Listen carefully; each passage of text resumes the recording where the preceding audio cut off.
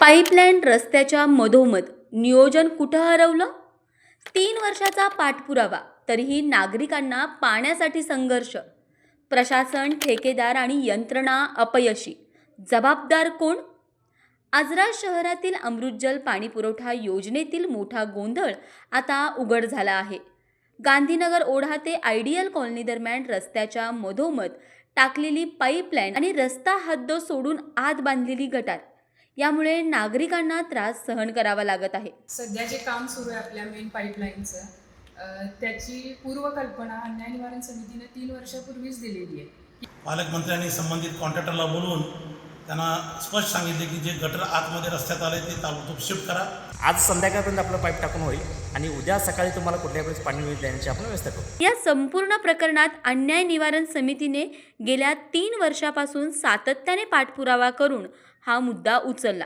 त्यानंतर प्रशासनाला जाग आली. सध्या चुकीचे काम दुरुस्त करण्यासाठी पुन्हा खोदकाम सुरू असून गेल्या 3-4 दिवसापासून पाणी पुरवठा ठप्प आहे. नागरिकांना टँकरवर अवलंबून राहावं लागत आहे. सध्या जे काम सुरू आहे आपल्या मेन पाईपलाईनचं, त्याची पूर्वकल्पना अन्याय निवारण समितीने 3 वर्षापूर्वीच दिलेली आहे की हे भविष्यात असा अडचण येणार आणि हे काम दुबार करावं लागणार. तरी पण त्याच्याकडे प्रशासनानं पूर्ण कानाडोळा केला. पण आता अन्याय निवारण समितीनं पूर्ण त्याचा पाठलाग करून ती शेवटी मेन पाईपलाईन शिफ्ट करायला लावली.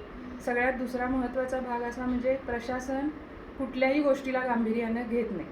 आता जे काम सुरू केलं त्या कामाची पूर्वकल्पना कुठल्याही आमच्या लोकनेत्यांपर्यंत किंवा नागरिकांपर्यंत तर पोहोचतच नाही.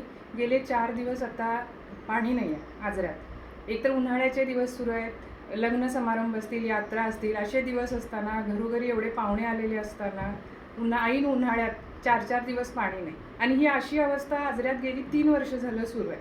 हे आजरेकरांसाठी नवीन नाही, पण आता सगळी जनता कंटाळलेली आहे यांच्या गैरनियोजनाला. खरं म्हणजे अन्याय निवारण समितीनं याचा पूर्ण इतका पाठलाग केलेला आहे की आता प्रशासनाला थोडं तरी त्याचं गांभीर्य आलं असेल आणि यावं अशी अपेक्षा करतो. आजरा ते गांधीनगर मुख्य रस्त्यावरील पाण्याची पाईपलाईन व तिथले चुकीचे बांधलेले गटर या संदर्भात आम्ही डेप्युटी इंजिनियर PWD शिवसाहेब नगरपंचायत अशा प्रत्येक अधिकाऱ्याकडे दाद मागण्याचा प्रयत्न केला. त्या कॉन्ट्रॅक्टरलाही आम्ही वॉर्निंग दिली होती. त्याच्याबद्दल आम्ही 1 दिवस लक्षणे उपोषणही केलं होतं.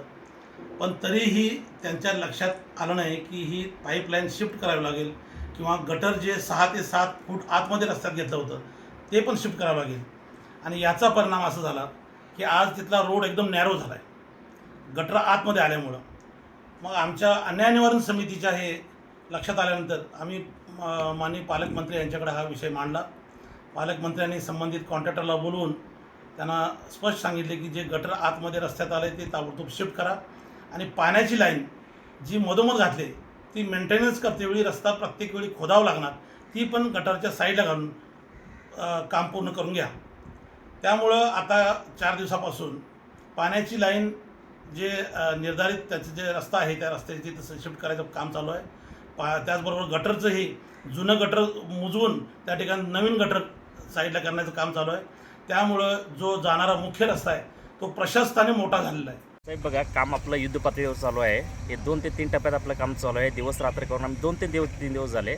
सकाळी आणि पूर्ण रात्री 4-5 वाजेपर्यंत आमचं काम चालू आहे. आणि काम पूर्ण अंतिम टप्प्यात आहे. थोडंसं कडक खाड दगड असल्यामुळे ना आपला मोठा रॉक ब्रेकर पण जरासं रॉक ब्रेकर लावून पण ते म्हणजे कमीच निघत आहे.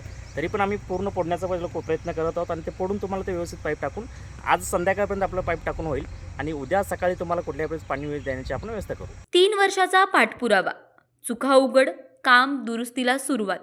पण प्रश्न अजूनही कायम आहे, जनतेला न्याय कधी? अन्याय निवारण समितीने मुद्दा उचलला नसता तर हा प्रकार अजून किती दिवस लपून राहिला असता? प्रशासनाला अंधारात ठेवून झालेल्या कामाची जबाबदारी कोण घेणार? आजरा शहरातील नागरिक अजूनही पाण्यासाठी भटकत आहेत आणि नियोजनाचा घोळ कधी संपणार याची वाट पाहत आहेत. तारा न्यूजसाठी प्रतिनिधी हसन तकिलदार.